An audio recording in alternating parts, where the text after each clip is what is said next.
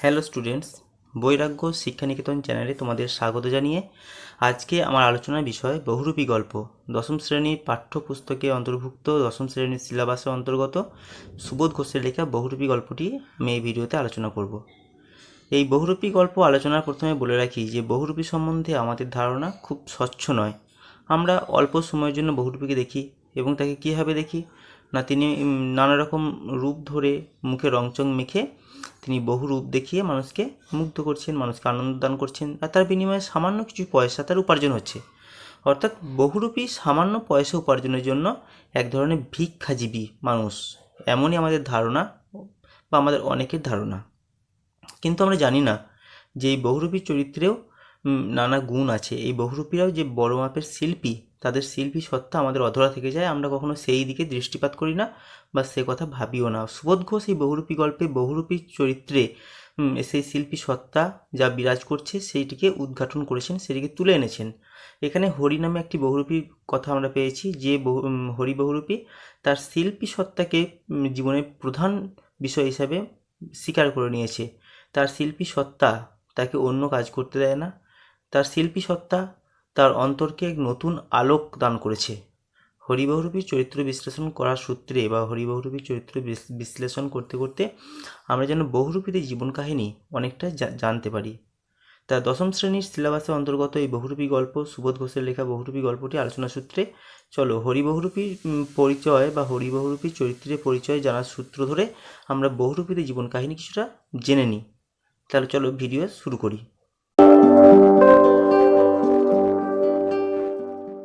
হরিদার কাছে আমরাই গল্প করে বললাম, শুনেছেন হরিদা, কি কাণ্ড হয়েছে? এই আমরাটা কারা? এই আমরা হলো হরিদার সঙ্গী। তাদের নাম আমরা পরবর্তীকালে পাবো। তাদের নাম ভবতোষ এবং আরও দু একটি নাম আছে, সেগুলো গল্পটি পড়তে পড়তে পরবর্তী অংশে পাবো। তাই আমরা হলাম হরিদার অবসর যাপনের বা অবসর সময়ের সঙ্গী। আমরা দু একজন মানুষ। আমরা হরিদার কাছে গল্প করে বললাম কি না, শুনেছেন হরিদা, কি কাণ্ড হয়েছে? উনানের মুখে ফুঁ দিয়ে আর অনেক ধোঁয়া উড়িয়ে হরিদা এইবার আমাদের কথা জবাব দিলেন, না কিছুই শুনিনি। হরিদা কি করছিলেন? তার উনানে আগুন ধরানোর চেষ্টা করছিলেন। কেন উনানে আগুন ধরাচ্ছেন? তিনি চা বসিয়েছেন, তিনি চা রান্না করবেন, তার বন্ধুদের সঙ্গে সেই চা ভাগ করে নেবেন। তা উনানে ফুঁ দিয়ে আগুন ধরাতে হচ্ছিল। অর্থাৎ ফুঁ না দিলে উনান সহজে জ্বলে না বা আগুন জ্বলে না। সে আগুন জ্বালানো কাজ সমাপ্ত করে হরিদা জবাব দিল, না কিছুই শুনিনি। অর্থাৎ কি হয়েছে? জগদীশবাবু যে কী কাণ্ড করেছেন শোনেননি হরিদা? জগদীশবাবু এই গল্পের একটি চরিত্র। তিনি এমন একটি কাণ্ড করেছেন যা এই গল্পের পুরো কাহিনীকে অনেকটাই প্রভাবিত করবে বা পুরো কাহিনীকে অনেকখানি নাড়িয়ে দিয়েছে। সেই জগদীশবাবু কী কাণ্ড করেছেন সেটাই হরিদাকে তার বন্ধুরা শোনাচ্ছে। হরিদা বলছে, না রে ভাই, বড় মানুষের কাণ্ডের খবর আমি কেমন করে শুনবো? আমাকে বলবেই বা কে? জগদীশবাবু বড় মানুষ, অর্থাৎ তিনি ধনী মানুষ। তিনি কি করেছেন, তার কি কাণ্ড কারখানা, সেটা আমার মতো সাধারণ মানুষ সে কি করে জানবে? অর্থাৎ আমি জানি না। হরিদা কথা বলল। 7 দিন হলো এক সন্ন্যাসী এসে জগদীশবাবুর বাড়িতে ছিলেন। খুব উঁচু দরের সন্ন্যাসী, হিমালয়ের গুহাতে থাকেন। সারা বছরে শুধু একটি হরিতকি খান, এছাড়া কিছুই খান না। সন্ন্যাসীর বয়সও 1000 বছরের বেশি বলেও অনেকে মনে করেন। তাহলে ঘটনাটি কী হলো? ঘটনাটি হলো, ধনী ব্যক্তি জগদীশবাবুর বাড়িতে এক সন্ন্যাসী এসেছিলেন। তিনি খুবই উঁচু দরের সন্ন্যাসী, অর্থাৎ যেমন তেমন সন্ন্যাসী নন। তিনি হিমালয়ের গুহাতে থাকেন, সেখানে সাধনা করেন। তিনি সারা বছর কিছুই খান না, শুধু একটি মাত্র হরিতকি খান, এবং তার বয়স নাকি 1000 বছরের বেশি। অর্থাৎ এই সন্ন্যাসী যেমন তেমন সন্ন্যাসী নয়, সাধারণ মাপের সন্ন্যাসী নয়। এই সন্ন্যাসী অনেক উঁচু দরের সন্ন্যাসী। হরিদা বলছে যে সন্ন্যাসী কি এখন আছেন? না, চলে গেছেন। আক্ষেপ করেন হরিদা, থাকলে একবার গিয়ে পায়ের ধুলো নিতাম। হরিদা কী জন্য আক্ষেপ করলো? আহারে, এত বড় সন্ন্যাসীর সঙ্গে দেখা হবে না? এত বড় সন্ন্যাসীকে একবার চোখের দেখা দেখতে পাবো না? একবার দেখতে পেলে তাকে প্রণাম করে আসতাম, তার পায়ের ধুলো নিতাম। এই কথা বলল হরিদা। তখন তার বন্ধুরা বলছে, তা পেতেন না হরিদা, সে ভয়ানক দুর্লভ জিনিস। শুধু ওই একা জগদীশবাবু ছাড়া আর কাউকে পায়ের ধুলো নিতে দেননি সন্ন্যাসী। তাহলে সন্ন্যাসীর পায়ের ধুলো নেওয়া সহজ কথা নয়। যেহেতু তিনি উঁচু দরের সন্ন্যাসী, তার ডিমান্ড, তার দাবি অনেক বেশি। সে ভয়ানক দুর্লভ জিনিস। সেই কী দুর্লভ জিনিস? সন্ন্যাসীর পায়ের ধুলো। সকলে নাকি পায় না। জগদীশবাবু পেয়েছিলেন, তা অনেক কষ্ট করে পেয়েছিলেন। সে কাহিনীতে আমি আসছি। হরিদা বলছে, কেন? অর্থাৎ কেন তার পায়ের ধুলো পাওয়া যাবে না, কেন তার দুর্লভ জিনিস হরিদা জানতে চাইছেন। জগদীশবাবু একজোড়া কাঠের খড়মে সোনার বোল লাগিয়ে সন্ন্যাসীর পায়ের কাছে ধরলেন।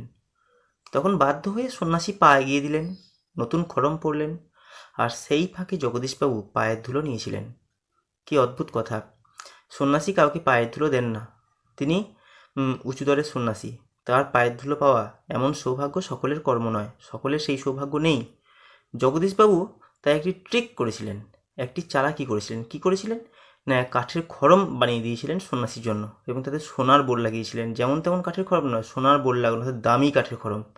তা সন্ন্যাসী সেই খড়ম পরলেন এবং পরার ফলে সে খড়মে যে পায়ের ধুলো লাগলো সেই ধুলো নিয়েছিলেন জগদীশবাবু। অর্থাৎ কত কী করতে হয়েছে, মানে কাঠের খড়ম তৈরি করাতে হয়েছে, সোনার বোল লাগাতে হয়েছে, কত পয়সা খরচ করতে হয়েছে, তারপরে সামান্য পায়ের ধুলো পেয়েছেন জগদীশবাবু। হরিদা তো সামান্য মানুষ, সামান্য উপার্জন তার, তাও বহুরূপী সেজে।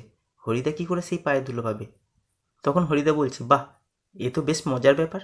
মজার ব্যাপার কি না, জগদীশবাবু যেভাবে পায়ের ধুলো নিয়েছিলেন, যে পদ্ধতিতে পায়ের ধুলো নিয়েছিলেন, সেটাকে হরিদা বলেছেন, বাহ, এ তো বেশ মজার ব্যাপার। হ্যাঁ, তাছাড়া সন্ন্যাসীকে বিদায় দেবার সময় জগদীশবাবু 100 টাকার একটা নোট জোর করে সন্ন্যাসীর ঝোলার ভেতরে ফেলে দিলেন। সন্ন্যাসী হাসলেন আর চলে গেলেন। জগদীশবাবু আরেকটি কাজ করেছিলেন, তিনি সন্ন্যাসীকে 100 টাকা প্রণামী দিয়েছিলেন। সন্ন্যাসী নিতে চায়নি, কিন্তু তাকে যখন দেওয়া হলো, তার ঝোলার ভেতরে যখন সেই টাকাটা ভরে দেওয়া হলো, তিনি কিন্তু হাসলেন, অর্থাৎ তিনি প্রসন্ন হয়েছেন। সেই 100 টাকা দক্ষিণা নিয়ে প্রসন্ন চিত্তে সন্ন্যাসী চলে গেছেন। গল্প শুনে খুব গম্ভীর হয়ে গেলেন হরিদা। অনেকক্ষণ চুপ করে রইলেন। আমরা কি বলছি বা না বলছি সেদিকে হরিদার যেন কানই নেই। হরিদার উনানের আগুন তখন বেশ গনগনে হয়ে জ্বলছে। আমাদের চায়ের জন্য 1 হাঁড়ি ফুটন্ত জল নামিয়ে দিয়েই হরিদা তার ভাতের হাঁড়িটাকে উনুনে চড়ালেন। আমরা এই যে কাহিনীটি বললাম, বন্ধুটা বলছেন বা যিনি লিখছেন তিনি বলছেন, তিনিও হরিদার বন্ধু বা বন্ধু সুলভ। তিনি বলছেন যে আমরা এই যে কাহিনীটি বললাম, যে সন্ন্যাসী 100 টাকা নিয়ে গেছেন, 100 টাকা প্রণামী পেয়েছেন, এই কথা শোনার পরে হরিদা নাকি খুব গম্ভীর হয়ে গেলেন। তিনি আর বিশেষ কথা বললেন না। আমরা কি বলছি বা কি বলছি না তা হরিদা শোনেননি। এবং তারপরেই একটা খুব সুন্দর কথা রয়েছে, যে হরিদার উনানের আগুন তখন বেশ গনগনে হয়ে জ্বলছে। গল্পটি পাঠ করে যখন পাঠ সম্পূর্ণ হবে, তখন এই লাইনটির অর্থ তোমরা আরও ভালো বুঝতে পারবে। ব্যাপারটা কি না, হরিদার শুধু উনানের আগুনই জ্বলছে না, উনানে তো আগুন ধরিয়েছে, হরিদা উনানে চা বসাবে তাই আগুন ধরিয়েছে। তা সে আগুন যেমন জ্বলছে, তেমনি হরিদার মনের মধ্যেও আগুন জ্বলেছে। সেই আগুনও দাউ দাউ করে জ্বলছে। ওর মনের মধ্যে কী আগুন জ্বলেছে সেটা তোমরা একটু পরেই বুঝতে পারবে। আমি আরেকটু পড়ে নিই। শহরের সবচেয়ে সরু এই গলিটার ভিতরে এই ছোট্ট ঘরটাই হরিদার জীবনের ঘর। হরিদা শহরের একটা গলির মধ্যে একটা ছোট্ট ঘরে বাস করে, এবং শুধুমাত্র বাসই করে না, সেটা তার জীবনের ঘরও বটে। অর্থাৎ এই ঘর ছাড়া হরিদার কিছু নেই। এই ঘরের মধ্যেই সে সাজ পোশাক করে, এই ঘরের মধ্যেই ঘুমায়, থাকে। তার জীবনের সঙ্গে জড়িয়ে গেছে এই ঘরটি। এই ঘরটি বিনা হরিদার পৃথিবী তার কিছুই নেই। হরিদা কিছু চেনেও না, শুধুমাত্র এই ঘরটিই তার সম্বল। তাই এই ছোট্ট ঘরটাই হরিদার জীবনের ঘর। এই ঘরের মধ্যেই সে বহুরূপী সাজে, সে স্বপ্ন দেখে, সে জেগে থাকে, সে নতুন কিছু করতে চায়। তার শিল্পী সত্তা, পরবর্তীকালে যা দেখতে পাবো, তার শিল্পী সত্তা এই ঘরেই জ্বলে ওঠে বা জেগে ওঠে। আর আমাদের সকালে চারজনের সকাল সন্ধ্যার আড্ডার ঘর, এই ঘরটি শুধু হরিদাই থাকে না, মাঝে মাঝে আমরা আড্ডা দিতে আসি সকাল সন্ধ্যায়, সে আমাদের আড্ডার ঘরও বটে। চা, চিনি আর দুধ আমরাই নিয়ে আসি। হরিদা শুধু তার উনানের আগুনের আঁচে জল ফুটিয়ে দেন। এই সব কথাগুলো দ্ব্যর্থবোধক কথা। গল্পটি পড়া সম্পূর্ণ হলে তোমরা এই কথার অর্থ আরও ভালোভাবে বুঝতে পারবে। যে দুধ, চিনি আমরাই নিয়ে আসি, অর্থাৎ চায়ের উপকরণ আমরাই নিয়ে আসি। হরিদা শুধুমাত্র সেটিকে তৈরি করে দেয়। হরিদার শুধু আগুন আছে, সে আগুন দিয়ে সে সমাজকে আলোকিত করতে চায়, নিজের জীবনকেও সে আলোকিত করতে চায় অন্যভাবে। আমাদের দৃষ্টিতে যে আলো নয়, হরিদা তেমনই এক আলো সমাজের বুকে জ্বালিয়ে তোলে প্রতিদিন নিত্য নতুন। হরিদা একজন শিল্পী মানুষ, তার মনের মধ্যে নিত্যই আগুন জ্বলছে, শিল্পের আগুন। তাই এখানে একই সঙ্গে উনুনের আগুন যেমন বলেছে, তেমনিভাবে হরিদার মনে যে আগুন আছে সেই কথা এখানে বলা হয়েছে। খুবই গরিব মানুষ হরিদা, কিন্তু কাজ করতে হরিদার প্রাণের মধ্যেই যেন একটা বাধা আছে। ইচ্ছা করলে কোনো অফিসের কাজ কিংবা কোনো দোকানে বিক্রিওয়ালার কাজ পেয়ে যেতে পারতেন হরিদা, কিন্তু ওই ধরনের কাজ হরিদার জীবনে পছন্দই নয়। একেবারে ঘড়ির কাঁটার সামনে সময় বেঁধে দিয়ে আর নিয়ম করে রোজই একটা চাকরির কাজ করে যাওয়া হরিদার পক্ষে সম্ভব নয়। হরিদার উনানের হাঁড়িতে অনেক সময় শুধু জল ফোটে, ভাত ফোটে না। তাই এই একঘেয়ে অভাবটাকে সহ্য করতে হরিদার আপত্তি নেই, কিন্তু একঘেয়ে কাজ করতে ভয়ানক আপত্তি। কি বলছি, হরিদা খুব গরিব মানুষ। গরিব হলেও হয়তো কোনো কাজ পেয়ে যেতে পারতো। চেষ্টা চরিত্র করলে হরিদা কোনো দোকানের কাজ, কোনো বিক্রিওয়ালা কাজ বা কোনো অফিসের কেরানির কাজ পেয়ে যেতে পারতো। কিন্তু ঘড়ির কাঁটার সঙ্গে তাল মিলিয়ে চলা হরিদার পক্ষে সম্ভব নয়। হরিদা কখনোই চায়নি একঘেয়ে কোনো কাজ করতে। নিত্যদিন সে নতুন নতুন কিছু করতে চায়, নতুনভাবে বাঁচতে চায়। প্রতিটি দিন তার যেন নতুনভাবে সেজে ওঠে, সেই চেষ্টা করেছে সে। আর তার ফলে কি হয়েছে, হরিদার পেটের অভাব ঘোচেনি, হরিদার খাবারের অভাব ঘোচেনি। হরিদার হাঁড়িতে শুধু জল ফোটে, ভাত ফোটে না। অর্থাৎ তার সব দিন উপার্জন হয় না। সে যে পেশা বেছে নিয়েছে, বহুরূপী পেশা, এই বহুরূপী পেশাতে তার তেমন উপার্জন হয় না। হরিদার জীবনে সত্যিই একটা নাটকীয় বৈচিত্র্য আছে। এটা নিয়ে তোমাদের প্রশ্ন আসবে যে হরিদার জীবনে নাটকীয় বৈচিত্র্যের পরিচয় দাও। আর সেটাই যে হরিদার জীবনের পেশা। হরিদা মাঝে মাঝে বহুরূপী সে যেটুকু রোজগার করেন তাতেই তার ভাতের হাঁড়ির দাবি মিটিয়ে দিতে চেষ্টা করেন। মাঝে মাঝে সত্যিই উপোস করেন হরিদা। তারপর একদিন হঠাৎ আবার এক সকালে কিংবা সন্ধ্যায় বিচিত্র ছদ্মবেশে অপরূপ হয়ে পথে বের হয়ে পড়েন। কেউ চিনতে পারে না। যারা চিনতে পারে 1 আনা 2 আনা বকশিস দেয়। যারা চিনতে পারে না তারা হয় কিছুই দেয় না, কিংবা বিরক্ত হয়ে 2-1 পয়সা দিয়ে দেয়। হরিদার জীবনে নাটকীয় বৈচিত্র্য কী না, হরিদা একঘেয়ে কাজ করতে পারে না। প্রতিদিন সে নতুন নতুন বৈচিত্র্য তৈরি করে। জীবনের স্বাদ হরিদা অন্যভাবে গ্রহণ করে। জীবনের যে তাৎপর্য, জীবনের যে ভোগ, জীবন ভোগ, তা হরিদার কাছে 8-10টা মানুষের মতো, 8-10টা সাধারণ মানুষের মতো নয়। হরিদার দৃষ্টিতে জীবন এক অন্য জিনিস, অন্য রূপ জীবনের ফুটে উঠেছে হরিদার মনের মধ্যে। হরিদা কী করে না, নিত্য নতুন সাজ পোশাক পরে নিত্য নতুনভাবে মানুষের সামনে নিজেকে উপস্থাপন করে। অর্থাৎ হরিদার কাছে প্রতিটি দিনই নতুন দিন, নতুনভাবে বাঁচতে চায়। আর সেটাই হরিদার জীবনের পেশা। তা মাঝে মাঝে বহুরূপী সাজ সেজে যেটুকু উপার্জন করে তাতে সামান্য উপার্জন হয়। প্রতিদিনের উপোস তাই দিয়ে ঢাকা যায় না। অর্থাৎ হরিদাকে মাঝে মাঝে উপোস করতে হয়, প্রতিদিন খেতে পায় না হরিদা। তবুও ছকে বাঁধা জীবন হরিদা পছন্দ করে না। হরিদা ছকে বাঁধা জীবন থেকে দূরে থাকতে চায়, তাতে উপার্জন হোক বা না হোক। একদিন চকের বাসস্ট্যান্ডের কাছে ঠিক দুপুরবেলাতে একটা আতঙ্কের হল্লা বেজে উঠেছিল। একটা উন্মাদ পাগল, তার মুখ থেকে লালা ঝরে পড়ছে, চোখ দুটো কটকটে লাল, তার কোমরে একটা ছেঁড়া কম্বল জড়ানো, গলায় টিনের কৌটার একটা মালা। পাগলটা একটা থান ইট হাতে তুলে নিয়ে বাসের উপরে বসা যাত্রীদের দিকে তেড়ে যাচ্ছে। চেঁচিয়ে উঠছে যাত্রীরা, 2-1 পয়সা ফেলেও দিচ্ছে। হরিদার একটি বহুরূপী সাজের প্রসঙ্গ এখানে লেখক উল্লেখ করেছেন। কেমন সাজ না, পাগলের সাজ। একদিন চকের বাসস্ট্যান্ড, চক একটা স্থানের নাম, একটি জায়গার নাম, সেই চকের বাসস্ট্যান্ডের কাছে দুপুরবেলাতে হরিদা পাগল সেজে গিয়েছিল এবং তাই দেখে একটা আতঙ্কের হল্লা তৈরি হয়েছিল। আতঙ্কটা কাদের মধ্যে হয়েছিল, বাসস্ট্যান্ডে যারা যেসব মানুষরা ছিল, বাসস্ট্যান্ডে বাসে যেসব যাত্রীরা ছিল তারা ভয় পেয়ে গেছে। আতঙ্কের হল্লা মানে ভয় পেয়ে যাওয়া। কেন ভয় পেয়েছে না, একটা উন্মাদ পাগল, তার মুখ থেকে লালা ঝরে পড়ছে, চোখ দুটো একবারে কটকটে লাল, এমন একটা পাগল, তার কোমরে ছেঁড়া কম্বল জড়ানো, গলায় টিনের কৌটার মালা। অর্থাৎ নিখুঁত পাগলের বেশ ধারণ করেছে হরিদা। এবং কেউ চিনতেই পারেনি যেটা একটি বহুরূপী, সকলেই তাকে পাগলই ভেবেছে। আর পাগলটা কী করেছে, একটা থান ইট হাতে তুলে নিয়ে যাত্রীদের দিকে তেড়ে যাচ্ছে। বাসে যে যাত্রীরা বসে আছে তাদের দিকে তেড়ে যাচ্ছে, অর্থাৎ মারতে যাচ্ছে। এবং তাই আতঙ্কের হল্লাটা তৈরি হয়েছিল। সবাই ভয় পেয়ে গেছে, যদি পাগলে ইট ছুঁড়ে দেয়, যদি কারো গায়ে লাগে, তাহলে সেটা আহত হয়ে যাবে বা মারাও যেতে পারে। তাই ভয়ে যাত্রীরা চিৎকার করে উঠছে। কেউ কেউ ভয়ে পাগলটাকে খুশি করার জন্য 2-1 পয়সা ফেলে দিচ্ছে। একটু পরেই বাসের ড্রাইভার কাশীনাথ ধমক দেয়। তোমাদের প্রশ্ন আসতে পারে, বাসের ড্রাইভারের নাম কি? উত্তর হবে কাশীনাথ। সেই কাশীনাথ চিনতে পেরেছে, সে প্রায় দিন হরিদাকে দেখে, তার কাছে হরিদা অপরিচিত নয়। সেই কাশীনাথ ধমক দিয়ে বলেছে, কি বলছে না, খুব হয়েছে হরি, এবার সরে পড়ো, অন্যদিকে যাও। এই হরি, তুমি অন্যদিকে চলে যাও, আর জ্বালিও না, অনেক জ্বালিয়েছো তুমি। অর্থাৎ বাসের ড্রাইভার ছাড়া আর কেউ বুঝতে পারেনি যেটা একটি বহুরূপী। এটি যে সত্যিকারে পাগল নয়, এটা কেউ বুঝতেই পারেনি। হ্যাঁ, ওটা একটা বহুরূপী। বাসের যাত্রীরা কেউ হাসে, কেউ বা বিরক্ত হয়, আবার কেউ বেশ বিস্মিত। সত্যিই খুব চমৎকার, পাগল সাজতে পেরেছে তো লোকটা। কেউ কেউ হাসে যে একটা বহুরূপী এত সুন্দর সাজতে পেরেছে, এমন এমন নিখুঁত পাগলের অভিনয় করলো। কেউ বিরক্ত হয়, কেউ সত্যি ভয় পেয়েছে, কেউ বিস্মিত, খুব অবাক হয়েছে, আবার অনেকেই ভাবছে বাহ, খুব সুন্দর সাজটা হয়েছে, পাগলের সাজে সেরেছে এই বহুরূপী, হরি বহুরূপী, সত্যিই নিখুঁত হয়েছে, খুব ভালো হয়েছে। হরিদার জীবনে এরকম বহু রূপের খেলা দেখিয়ে একরকম চলে যাচ্ছে। অর্থাৎ হরিদা নিত্য নতুন রূপ রূপ নিয়ে সবার সামনে উপস্থিত হচ্ছে, কেউ তাকে চিনতে পারছে না, এবং তাতেই হরিদার আনন্দ। এই নিখুঁত রূপ দেখানো, এই রূপের যে নিখুঁত পরিচয়, নিখুঁত শিল্পভাবনা তার মধ্যে প্রকাশ পাচ্ছে, প্রতিদিন নিজেকে নিখুঁতভাবে নিত্য নতুন রূপে অন্যের সামনে উপস্থাপন করতে পারছে, এটাই হরিদার জীবনের একমাত্র পেশা, এবং এইভাবেই তার দিন চলে যাচ্ছে। এই শহরের জীবনে মাঝে মাঝে বেশ একটা চমৎকার ঘটনা সৃষ্টি করেন বহুরূপী হরিদা।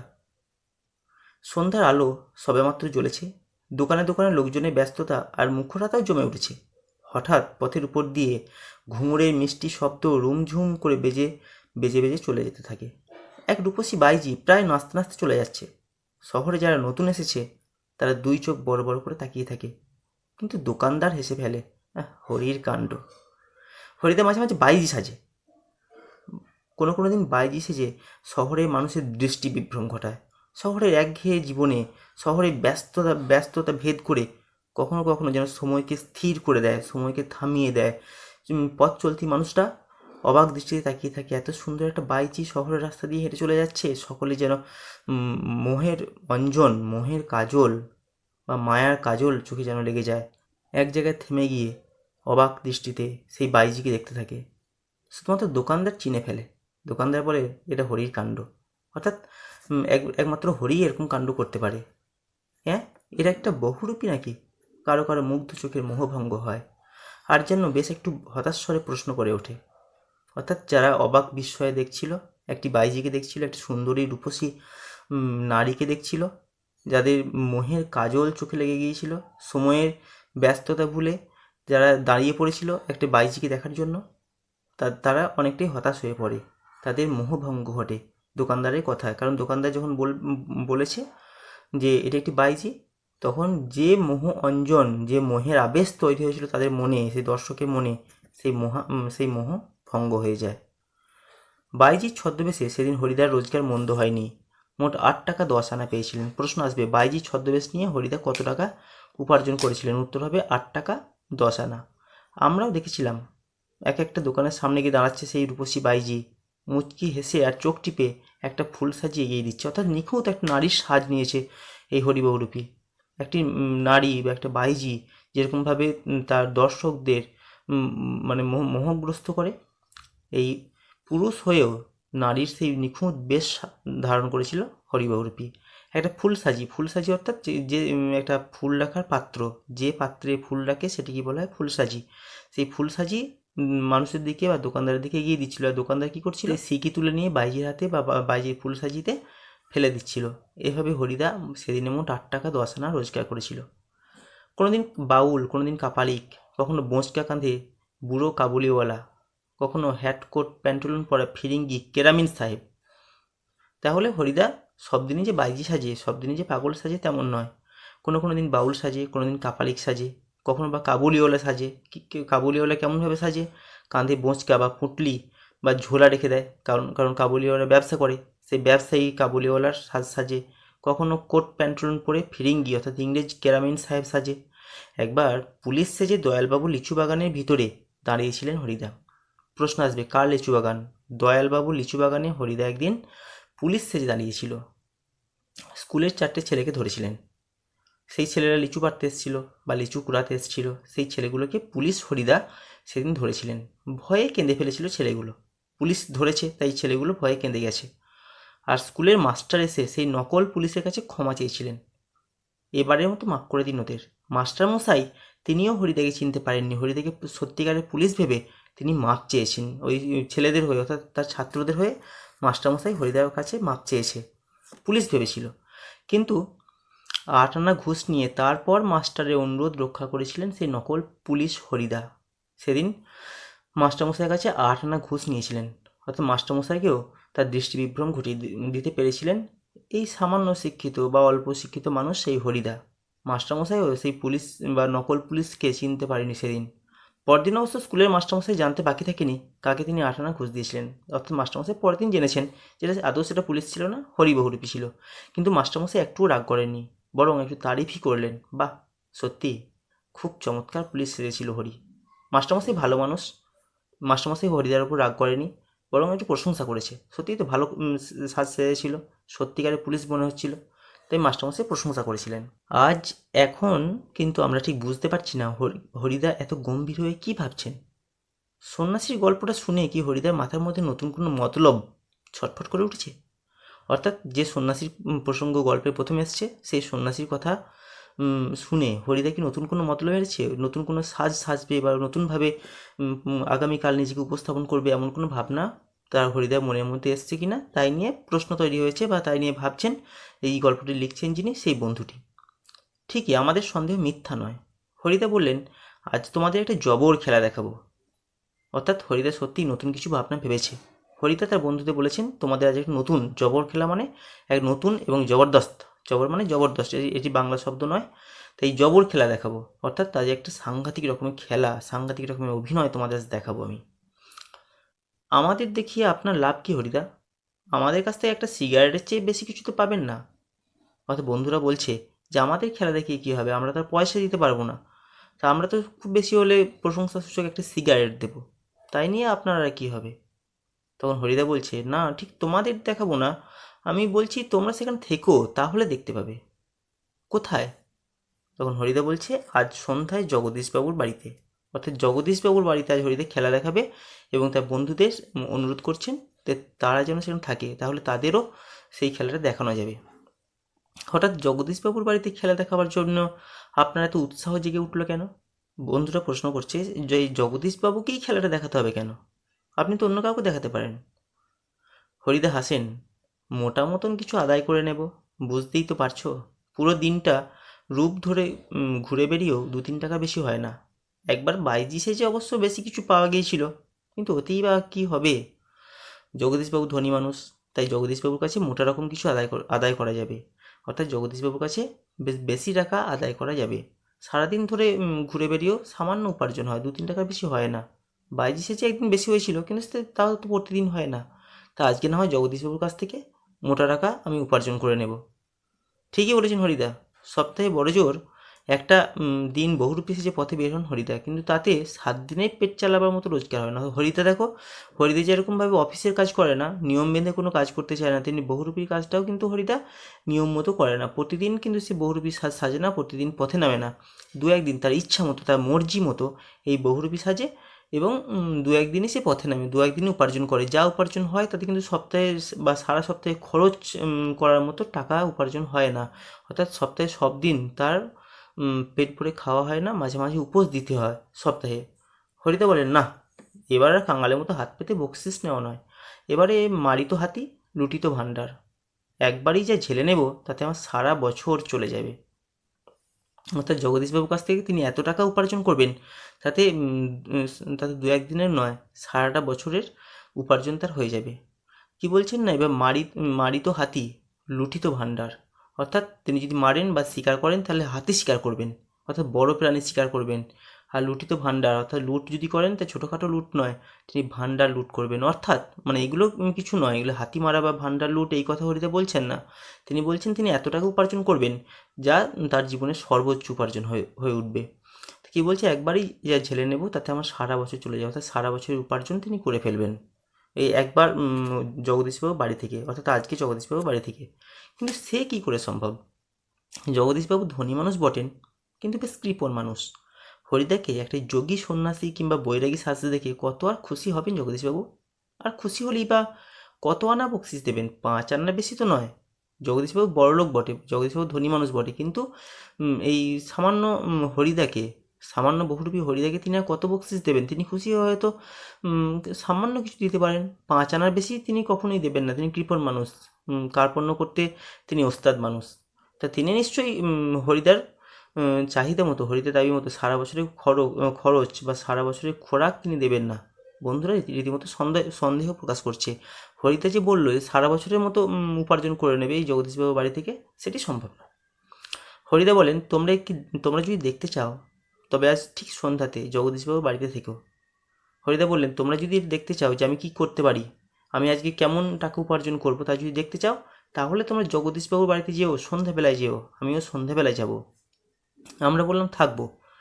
আমাদের স্পোর্টসের চাঁদা নেওয়ার জন্য আজ ঠিক সন্ধ্যাতেই জগদীশবাবুর কাছে যাব। অর্থাৎ জগদীশবাবুর বাড়িতে হরিদা তো যাচ্ছেই বহুরূপী সাজ সেজে, আর হরিদার বন্ধুরাও সেই বাড়িতে উপস্থিত থাকবে। তারা কী জন্য উপস্থিত থাকবে না, স্পোর্টসের চাঁদা নেবার জন্য তারা আজকেই জগদীশবাবুর বাড়িতে যাবে। তাই উভয়ই সেখানে থাকবে এবং চিত্রনাট্যের রঙ্গমঞ্চ ওই জগদীশবাবুর বাড়িতে তৈরি হতে চলেছে, তার আভাস সেখানে দেওয়া হলো। এবার জগদীশবাবুর বাড়ির ছবি রয়েছে এর পরবর্তী অংশে, অর্থাৎ গল্পের পরবর্তী অংশে। বড় চমৎকার আজকে এই সন্ধ্যার চেহারা। আমাদের শহরের গায়ে কতদিন তো চাঁদের আলো পড়েছে, কিন্তু কোনো দিন তো আজকের মতো এমন একটা স্নিগ্ধ ও শান্ত উজ্জ্বলতা কখনো চারিদিকে এমন সুন্দর হয়ে ফুটে ওঠেনি। যেদিন সন্ধ্যার কথা হচ্ছে সেই সন্ধ্যাটা খুব স্নিগ্ধ সন্ধ্যা। স্নিগ্ধ চাঁদের আলো গোটা শহরটাকে ধুয়ে দিয়েছে, শহরটাকে স্নান করিয়ে দিয়েছে। এমন করে মিষ্টি সন্ধ্যা বোধহয় আর কখনো আসেনি, এমনই অনুভব হয়েছে যিনি লিখছেন হরিদার সেই বিশেষ বন্ধুটির। ফুরফুর করে বাতাস বইছে। জগদীশবাবুর বাড়ির বাগানের সব গাছের পাতাও ঝিরিঝিরি শব্দ করে কী যেন বলতে চাইছে। সেদিন শুধু চাঁদের আলোই পড়েনি, বাতাসও বইছে মৃদুমন্দ। বড় সুন্দর পরিবেশ তৈরি হয়েছে। জগদীশবাবুর বাড়ির বাগানে যে গাছ রয়েছে সেই গাছের পাতাগুলো ঝিরঝির শব্দ করে যেন কিছু বলতে চাইছে, যেন আজ কিছু ঘটবে, কেউ আসছে, কিছু ঘটতে চলেছে। কী যেন আগামীর সম্ভাবনা, কী যেন আগামীর খবর এই গাছের পাতারা বলতে চাইছে। জগদীশবাবুর বাড়ির বারান্দাতে মস্ত বড় একটা আলো জ্বলছে। সেই আলোর কাছে একটা চেয়ারের উপর বসে আছেন জগদীশবাবু।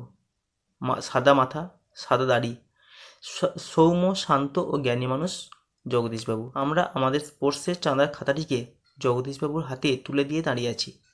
জগদীশবাবু একটি চেয়ারে বসে আছেন, আরাম কেদারায় গা এড়িয়ে দিয়ে বসে আছেন, হেলান দিয়ে বসে আছেন। একটি বড় আলো জ্বলছে, তাতে চারিদিক ধপধপ করছে, আবার মাথার উপরে চাঁদের আলো। ফুরফুর করে বাতাস বইছে, গাছের পাতাগুলো যেন কিছু বলতে চাইছে, যেন কিছু আভাস দিতে চাইছে। জগদীশবাবু দেখতে কেমন? তার মাথার চুল পাক ধরেছে, সাদা দাড়ি, অর্থাৎ দাড়িতেও পাক ধরেছে। তিনি দেখতে সৌম্য শান্ত এবং জ্ঞানী মানুষ তিনি।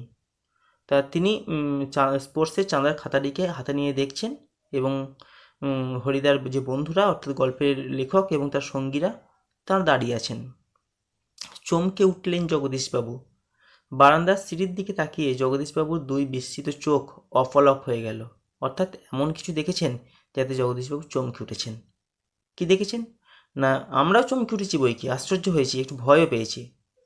আমরা মানে এই বন্ধুরা, তারাও কিছু একটা দেখেছে, যা দেখে তারাও চমকে উঠেছে, একটু যেন অবাক হয়েছে এবং ভয় পেয়েছে। কারণ সত্যি যে বিশ্বাস করতে পারছি না, যা দেখেছেন তাদের বিশ্বাস হচ্ছে না।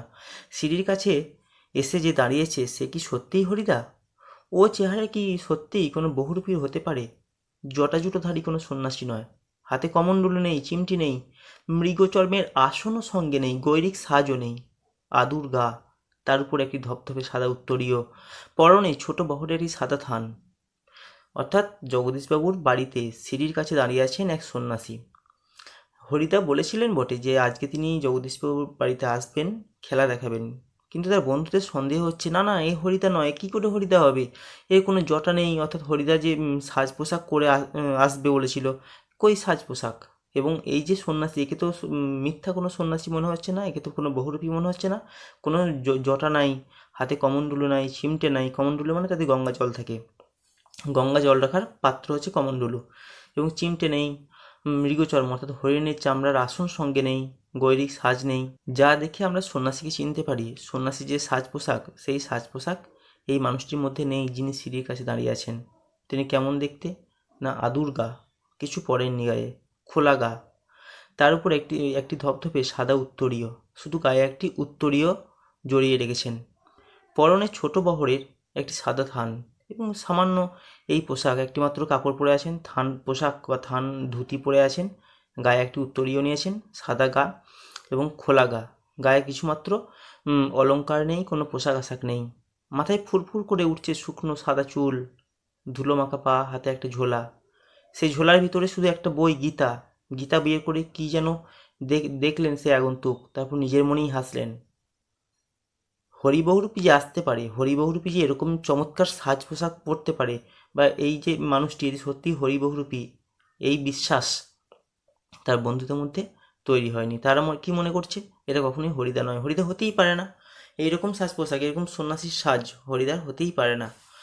তার সন্ন্যাসী খালি গা, শুধুমাত্র একটি সাদা থান পরে আছেন এবং একটি উত্তরীয় পরে আছেন। তার ধুলোমাখা হাত পা যেন অনেক দূর থেকে এসছেন, সীমান্তের ওপার থেকে, দিগন্তের ওপার থেকে তিনি এসছেন। শুধু একটি ঝোলা রয়েছে, ঝোলার ভিতরে একটি গীতা রয়েছে। গীতা হলো হিন্দুদের পবিত্র ধর্মগ্রন্থ। এবং সেই গীতা বের করে কি যেন দেখলেন এবং একটু হাসলেন, নিজে আপন মনেই সন্ন্যাসী হাসলেন।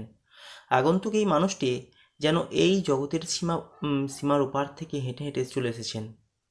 পায়ে ধুলো রয়েছে, তাই দেখে মনে হচ্ছে, এবং শুধু তাই দেখে নয়, পুরো সাজ পোশাক এবং তার যে গাম্ভীর্য, সন্ন্যাসীর গাম্ভীর্য, তাই দেখে মনে হচ্ছে এই সন্ন্যাসী বোধহয় এই জগতের নয়, অন্য জগৎ থেকে সীমা পার হয়ে এই জগতে এসে পৌঁছেছেন। শীর্ণ শরীরটাকে প্রায় অশরীরী একটা চেহারা বলে মনে হয়। কি অদ্ভুত, উদাত্ত, শান্ত, উজ্জ্বল একটা দৃষ্টি এই আগন্তুকের চোখ থেকে ঝরে পড়ছে। অর্থাৎ কি অসাধারণ দেখতে এই আগন্তুক সন্ন্যাসী, একে চেনাই যাচ্ছে না, একে কখনো দেখেনি তারা। এটা যে হরিবহুরূপী নয়, এ বিষয়ে তার বন্ধুরা নিশ্চিত হয়ে গেছে। মনে হচ্ছে এ যেন এই এই জগতের কোনো মানুষ নয়, এ যেন অশরীরী, অশরীরী, এ শরীর বলে কিছু নেই। উঠে দাঁড়ালেন জগদীশবাবু। আসুন। জগদীশবাবু সেই স্বামীজিকে বা সেই সন্ন্যাসীকে ওয়েলকাম করছেন, কি বলছেন যে আসুন, আপনাকে আমন্ত্রণ জানাচ্ছি।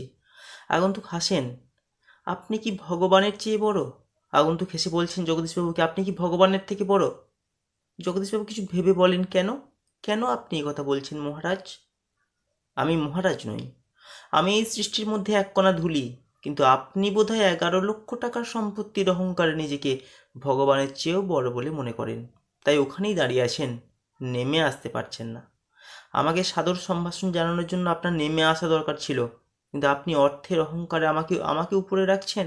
অর্থের অহংকার আপনাকে প্রকৃত সত্য থেকে দূরে সরিয়ে নিয়ে গেছে। আমরা সকলেই এই মহৎ, এই বিরাট সৃষ্টির কাছে এক কণা ধুলির মতো। তা সত্ত্বেও আপনার কি অহংকার! আপনি নেমে এসে আমাকে আসুন বলতে পারছেন না, আপনি নেমে এসে আমাকে স্বাগত জানাতে পারছেন না, তাই উপর থেকে আমাকে ডাকছেন। এতই অহংকার আপনার। সেই মুহূর্তে সিঁড়ি ধরে নেমে যান জগদীশবাবু।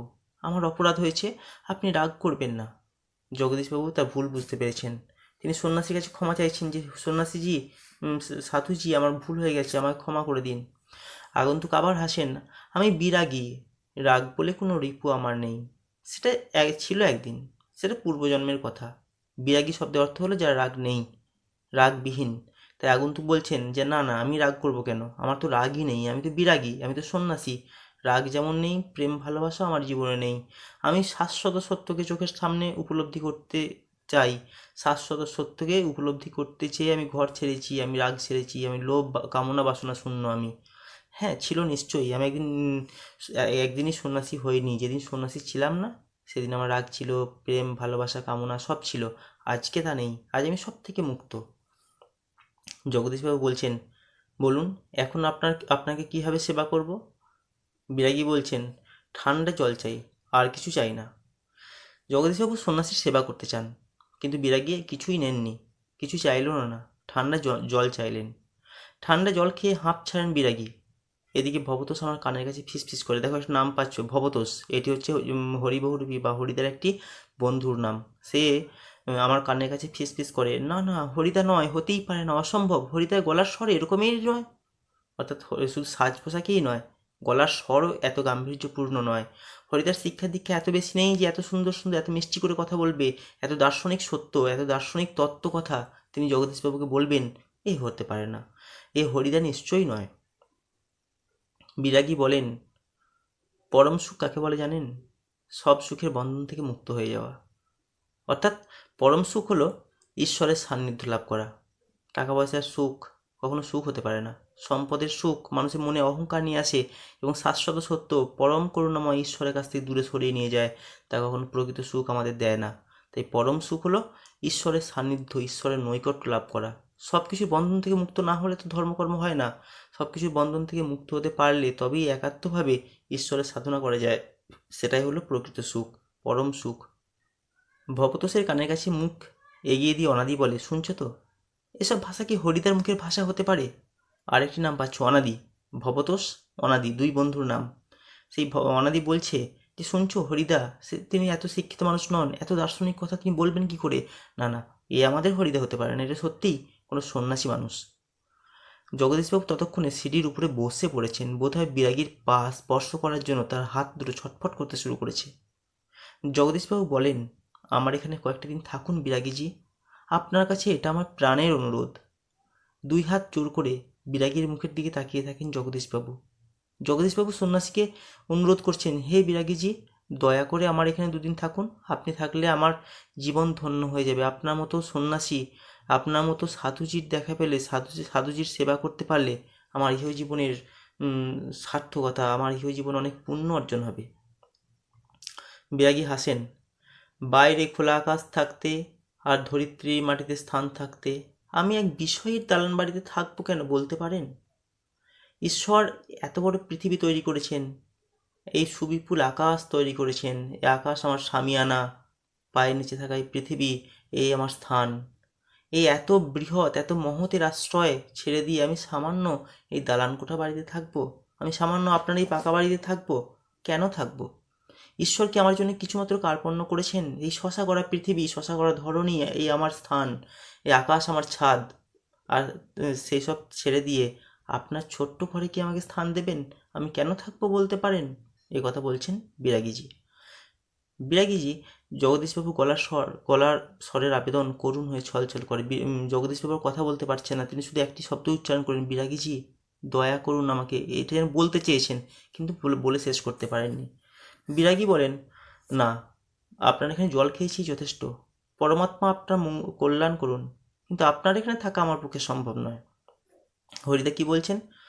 আমরা জানি হরিদা, কারণ গোটা গল্পটা আমরা পাঠ করে ফেলেছি, বা আমি পাঠ করেছি বলে আমি বলছি হরিদা, কিন্তু এখানে বিরাগী, সেই বিরাগীজি বলছেন, না না, আপনার এখানে জলপান করেছি, এই আমার যথেষ্ট।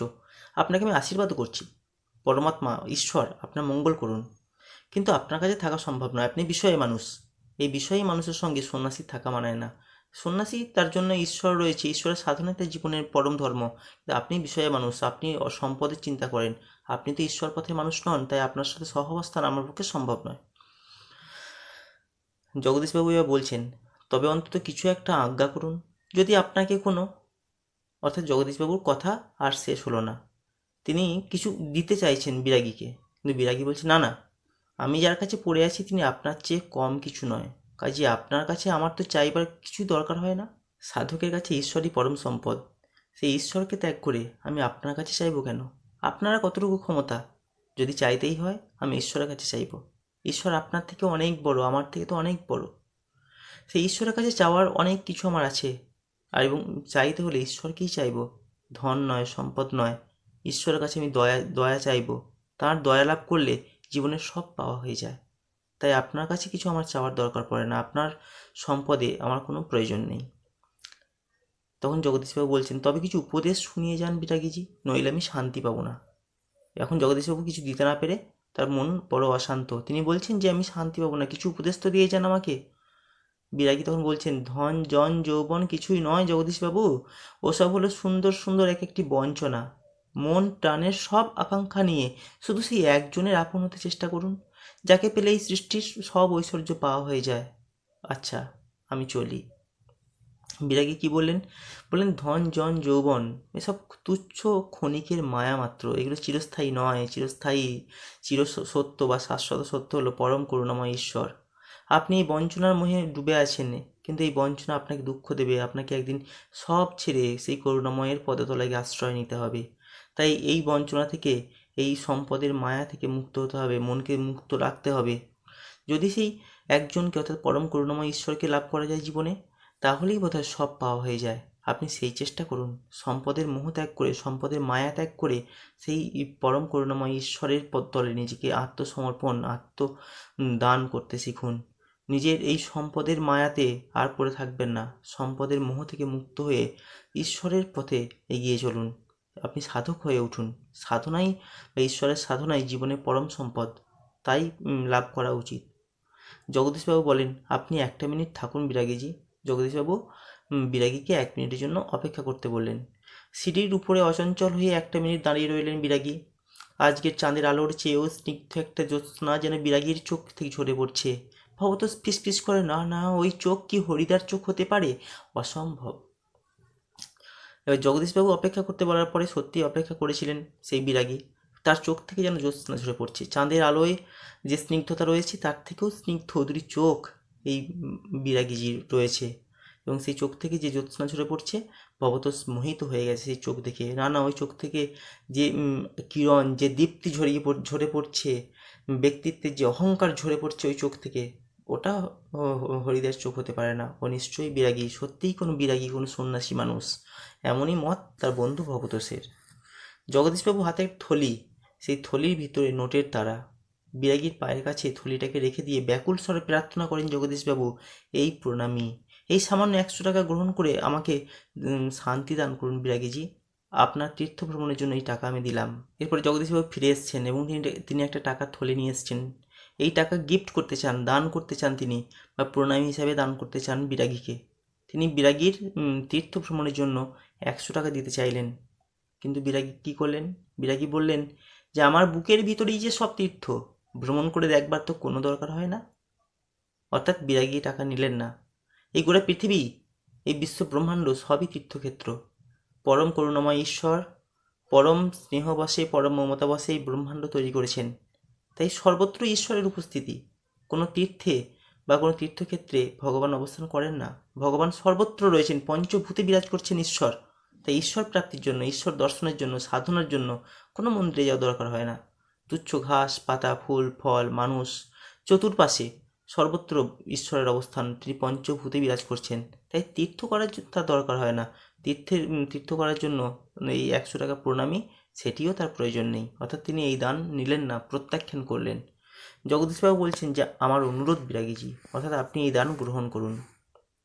তখন বিরাগী বলেন, আমি যেমন অনায়াসে ধুলো মারিয়ে চলে যেতে পারি, তেমনি অনায়াসে সোনাও মারিয়ে চলে যেতে পারি। অর্থাৎ আমার কাছে ধুলো আর সোনার মধ্যে কোনো পার্থক্য নেই। আমার কাছে ধুলোও যা, সোনাও তাই। আমি বিরাগী মানুষ, বিষয়ে বিষয়ে বা সম্পদে কোনো মোহ আমার নেই। তাই ওগুলো আপনি রাখুন, আমার কোনো কাজে লাগবে না। বলতে বলতে সিঁড়ি থেকে নেমে গেলেন বিরাগী। 101 টাকার থলিটা সিঁড়ির উপরেই পড়ে রইল, সেদিকে ভুলেও একবার তাকালেন না বিরাগী। বিরাগী যেমন এসেছিলেন তেমনি চলে গেলেন। পড়ে রইল টাকার থলি, আর পড়ে রইল আহত মনে, আহত হৃদয়ে জগদীশবাবু। তিনি আহত হয়েছেন, তিনি কষ্ট পেয়েছেন, তিনি যেন এক নতুন দর্শন উপলব্ধি করলেন। বিরাগী যেন তাকে নতুনভাবে দীক্ষা দিয়ে গেলেন। সে 100 টাকার নোটের থলি পড়ে রইল। বিরাগী সেদিকে ফিরেও তাকালেন না, নিলেনও না। 100 টাকার থলি নিয়ে আহত হতাশ জগদীশবাবু সেখানে পড়ে রইলেন, সেখানে বসে রইলেন। আর সন্ন্যাসী তখন বিদায় নিয়েছেন। কি করছেন হরিদা? কি হলো? কই, আজকে যে বলেছিলেন খেলা দেখাবেন, অর্থাৎ এটি পরের দৃশ্য। এখন এই দৃশ্যের পটভূমি বা এই দৃশ্যের স্থান হচ্ছে হরিদার ঘর। যে ঘরের ছবি প্রথম দৃশ্যে দেখা গেছে, গল্পের প্রথমেই দেখা গেছে হরিদার ঘর, সেই ঘরেতে এখন তার বন্ধুরা এসেছেন এবং তারা বলছেন যে কি করছেন হরিদা, কি হলো? কই, আজকে যে বলেছিলেন জবর খেলা দেখাবেন, সে কথা কি ভুলেই গেলেন? কই, আপনি তো গেলেন না জগদীশবাবুর বাড়িতে। আপনি মিথ্যে কেন বললেন যে জগদীশবাবুর বাড়িতে খেলা দেখাতে যাবেন? আপনি তো গেলেন না সেখানে। আজকে সন্ধ্যাটা ঘরে বসেই কাটিয়ে দিলেন কেন? যেতে পারতেন জগদীশবাবুর বাড়ি। বলতে বলতে আমরা সবাই হরিদার ঘরের ভেতরে ঢুকলাম। অর্থাৎ হরিদাকে এই কথাগুলো বলতে বলতে তারা ঘরের ভেতরে ঢুকলো। হরিদা তখন ঘরের মধ্যেই ছিল। হরিদার উনানের আগুন তখন বেশ গনগনে হয়ে জ্বলছে। আগেই বলেছি এই উনানের আগুন, আগুন শব্দটা দ্ব্যর্থবোধক। এর শুধু হরিদার উনানের আগুন জ্বলেনি, তার মনের আগুনও গনগনে হয়ে জ্বলছে। উনানের উপর হাঁড়িতে চাল ফুটছে, আর একটা বিড়ি ধরিয়ে নিয়ে হরিদা চুপ করে বসে আছেন। আমাদের দেখতে পেয়েই লজ্জিতভাবে হাসলেন। আমাদের দেখে হরিদা একটু লজ্জা পেলেন। তিনি তখন বিড়ি খাচ্ছিলেন, তার উনানে হাঁড়িতে তখন চাল ফুটছে, ভাত রান্না হচ্ছে। কি আশ্চর্য! চমকে ওঠে ভবতোষ। হরিদা, আপনি তাহলে সত্যিই বের হয়েছিলেন? আপনিই বিরাগী? হরিদা হাসেন। হ্যাঁ রে ভাই। অর্থাৎ কিছু দেখেছে ভবতোষ এবং চমকে উঠেছে। তাহলে বিরাগী আর কেউ নয় হরিদা? আমি তো ভেবেছিলাম আপনি যাননি, কিন্তু আপনিই বিরাগী সেখানে গিয়েছিলেন। হরিদা উত্তর দিয়েছেন, হ্যাঁ রে ভাই, অর্থাৎ আমিই গিয়েছিলাম। ওই তো সেই সাদা উত্তরীয়টা পড়ে রয়েছে মাদুরের ওপর, আর সেই ঝোলাটা, আর সেই গীতা। এইগুলো দেখে ভবতোষ বুঝতে পেরেছে যে বিরাগী আর কেউ নয়, হরিদা নিজেই ছিল সেই বিরাগী। কিন্তু বিশ্বাস করতে পারছে না, চমকে উঠেছে। যে মানুষটিকে একটু আগে দেখেছে, যে বিরাগীকে একটু আগে দেখেছে, তিনি হরিদা হতে পারেন? এত গুণ কি হরিদার আছে? তারা বিশ্বাস করতে পারছেন না। তার সেই সাদা উত্তরীয় মাদুরের ওপর পড়ে রয়েছে, আর ঝোলাটা আর গীতাটা সেটাও পড়ে রয়েছে মাদুরের ওপরে।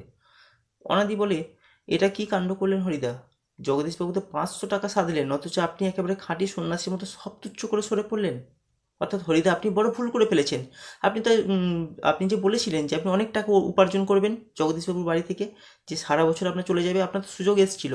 আপনাকে তো 500 টাকা সেধেছিল জগদীশবাবু, প্রণামী হিসেবে 500 টাকা দিতে চেয়েছিল, বা অনেক টাকা আপনি পেতে পারতেন, কিন্তু কই নিলেন না তো। আপনি যদি সেই বিরাগী হন, আপনি যদি সেই সন্ন্যাসী হন, তাহলে তো আপনি কিছু নিলেন না, চলে এলেন কেন? এইভাবে আসাটা আপনার ঠিক হয়নি, আপনি কিছুই পেলেন না, কেন গিয়েছিলেন এইভাবে? তখন হরিদা বলছে, কি করব বল, ইচ্ছেই হলো না, শত হোক। হরিদা বলছে, আমি সন্ন্যাসী হয়ে গিয়েছিলাম রে ভাই, আমি ওই টাকা উপার্জনের জন্য যাইনি। আমার ইচ্ছাই করলো না যে সন্ন্যাসী হয়ে ওই টাকা আমি উপার্জন করি। ভবতোষ বলছে, কি? হরিদা তখন বলছে, শত হোক, একজন বিরাগী সন্ন্যাসী হয়ে টাকা ফাকা কী করে স্পর্শ করি বল? তাতে যে আমার ঢং নষ্ট হয়ে যায়। এই ঢং নষ্ট হয়ে যাওয়া নিয়ে তোমাদের প্রশ্ন আসবে। হরিদার শিল্পী সত্তা এখানে প্রকাশ পাচ্ছে। হরিদা সত্যকার শিল্পী, শিল্পের প্রতি তিনি কোনোরূপ অমর্যাদা করেন না। তিনি যখন পুলিশ সেজেছিলেন, পুলিশ যেহেতু ঘুষ নেয়, তিনিও ঘুষ নিয়েছিলেন। তিনি পাগল সেজেছিলেন, সত্যকার পাগলের মতো অভিনয় করেছিলেন এবং কিছু পয়সা উপার্জন করেছিলেন। বাইজি সেজে একটি মেয়ের সাজ নিখুঁতভাবে নিয়েছিলেন, মেয়ের নিখুঁত অভিনয় তিনি করেছিলেন। আর এখন সন্ন্যাসী সেজেছিলেন। সন্ন্যাসী হয়ে টাকা উপার্জন করা যায় না। সন্ন্যাসী মানে কি? সন্ন্যাসী মানে বিষয়ের প্রতি কোনো রকম লোভ থাকবে না, বিষয়ের প্রতি কোনো রকম মোহ, কোনো রকম মায়া থাকবে না। তা সেই সন্ন্যাসী হয়ে তিনি কি করে টাকা স্পর্শ করতে পারেন? আর অর্থাৎ তিনি শিল্পের গভীরে ডুবে গিয়েছিলেন, তিনি চরিত্রের গভীরে ডুব দিয়ে তার মধ্যেই হারিয়ে গিয়েছিলেন। তিনি ভুলেই গিয়েছিলেন যে তিনি হরিবহুরূপী, তিনি উপার্জন করতে হবে, সেই উপার্জন দিয়ে তার হাঁড়িতে চাল ফুটবে, এ কথা তিনি ভুলে গিয়েছিলেন। তিনি নিজেকে সত্যিই সন্ন্যাসী মনে করেছিলেন, তাই সন্ন্যাসী হয়ে তিনি টাকা স্পর্শ করতে পারেননি। কি অদ্ভুত কথা বলেন হরিদা! হরিদার এ কথার সঙ্গে আর তর্ক চলে না। আর বুঝতে অসুবিধা নেই, হরিদার জীবনের ভাতের হাঁড়ি মাঝে মাঝে শুধু জল ফুটিয়েই সারা হবে। অদৃষ্ট কখনো হরিদার এই ভুল ক্ষমা করবে না। সত্যিই হরিদা খুব অদ্ভুত কথা বলে, হরিদাকে মাঝে মাঝে চিনতে পারে না তার বন্ধুরা। অদ্ভুত কথা কেন? তার সে তো উপার্জনের জন্য বহুরূপী সাজ সাজে, কিন্তু সে উপার্জন করলো না, সন্ন্যাসী হয়ে টাকা স্পর্শ করলো না। কীভাবে যেন চরিত্রের মধ্যে হারিয়ে গেল, এই সন্ন্যাসী চরিত্রের মধ্যে হারিয়ে যে গেছে, এবং সন্ন্যাসী হয়ে যে উপার্জন করতে সে অপারগ, এই কথা শুনে তাদের মনে হচ্ছে সত্যি এই কথার খুব অদ্ভুত কথা। এই হরিদার এই কথার পরে তার এই শিল্পী সত্তার সঙ্গে আর তর্ক করা চলে না। এবং একই সঙ্গে তার বন্ধুরা বুঝতে পারলেন যে হরিদার জীবনে সুখ আসবে না। হরিদার জীবনে আমাদের দৃষ্টিতে যেটা সুখ, সেই সুখ, আমাদের বাঞ্ছিত সুখ হরিদার জীবনে কখনোই আসবে না। হরিদাকে অনেক দিন উপোস করে থাকতে হবে। হরিদার জীবনের হাঁড়িতে সবসময় ভাত রান্না হবে না, সেখানে অভাব থাকবে, সেখানে ক্ষুধা থাকবে। অনাদি বলে, কিন্তু আপনি কি জগদীশবাবুর কাছে গিয়ে আর কখনো, অনাদি জিজ্ঞেস করছে, আপনি কি জগদীশবাবুর কাছে আর যাবেন, আর কি কখনো টাকা দাবি করবেন? চেঁচিয়ে হেসে ওঠেন হরিদা, যাবই তো, না গিয়ে উপায় কি, অন্তত বকশিসটা তো দাবি করতে হবে। অর্থাৎ তিনি জগদীশবাবুর কাছে যাবেন এবং সব বলবেন যে তিনি বিরাগী সেজে এসেছিলেন, তিনি আর কেউ নন, তিনি হরিবহুরূপী, যিনি বিরাগী সেজে এসেছিলেন তিনি হরিবহুরূপী, এবং তার কাছে বকশিস দাবি করবে। বকশিস? চেঁচিয়ে ওঠে ভবতোষ, সেটা তো বড় জোর 8 আনা কিংবা 10 আনা। এই বন্ধুর অবাক হয়ে গেছে।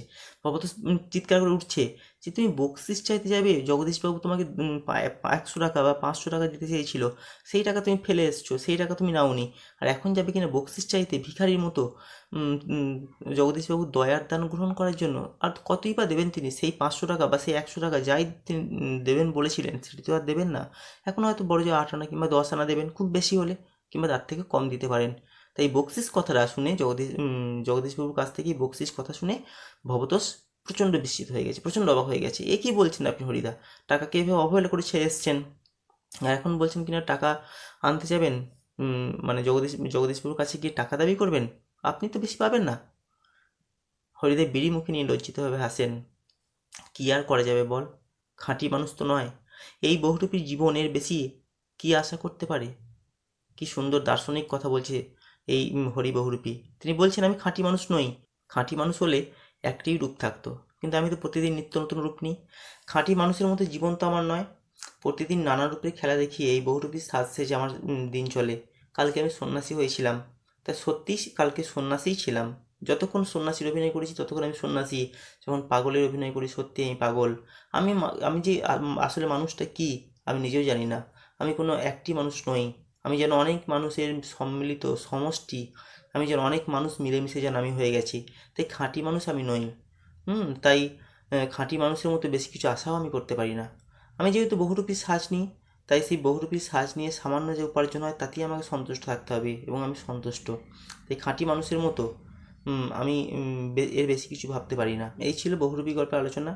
এই গল্পে দেখো, যাকে আমরা বহুরূপী বলে চিনছি, যাকে আমরা বহুরূপী বলে জানছি, সেই হরি বহুরূপী তিনি বাহ্যত বহুরূপীর সাজ নেন, তিনি বহুরূপী সাজেন, মানুষ তাকে বহুরূপী বলে চেনে।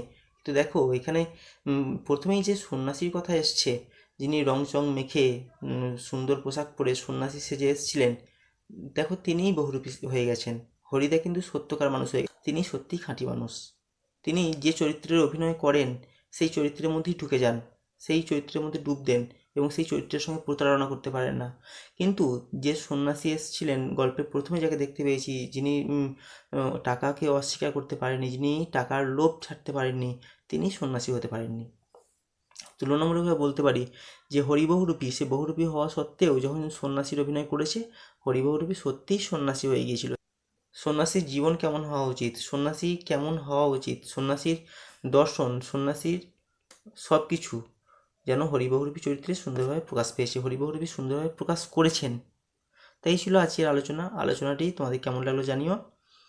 আর তোমরা অবশ্যই চ্যানেলটিকে সাবস্ক্রাইব করে নেবে, এটা আমার রিকোয়েস্ট। তাহলে আমার এই ধরনের আরও এডুকেশনাল ভিডিও তোমরা নোটিফিকেশান পাবে। নোটিফিকেশান আইকন বা বেল আইকনটিকে তোমরা অ্যাক্টিভ করে রাখবে। তোমাদের কোনো রকম উপকার করতে পারলে, তোমাদের কোনো সহযোগিতায় আসতে পারলে আমার এই ভিডিও করা সার্থক হবে। আমি অত্যন্ত খুশি বোধ করব, আনন্দ বোধ করব। ঠিক আছে, পরের ভিডিওতে দেখা হবে।